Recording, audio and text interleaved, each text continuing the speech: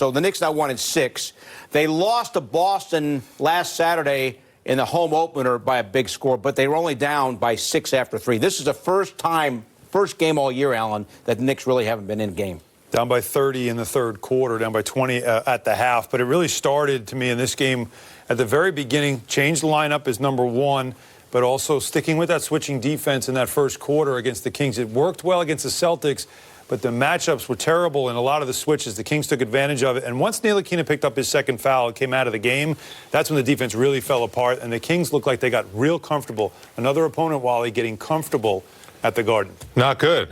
Marcus Morris was really good. He was trying to keep the Knicks in the game. He had another phenomenal performance, backed up his big-time play against the Celtics.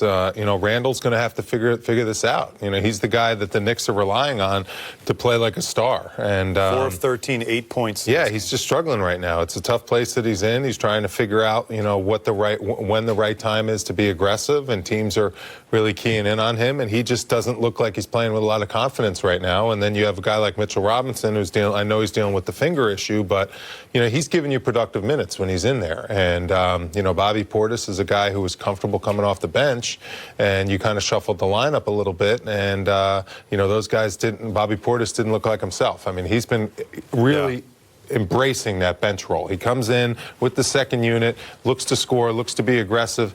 It just looks like there's still a lot of moving parts that this coaching staff is trying to figure out how they fit and build chemistry moving forward. How much does, when you miss shots early in a game, and it seemed like we saw them, it seemed like that had such a major effect on their effort defensively? I mean, you're at home, you should play with spirit, but the Knicks seemed like they lost their spirit pretty quickly in this game.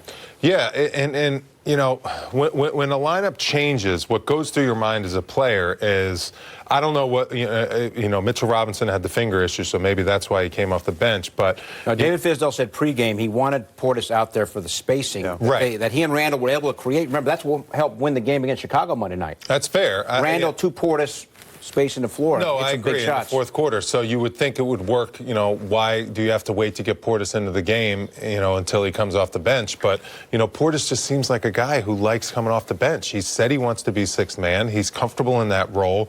We're already in Game 6, so you got to start defining roles where guys are comfortable.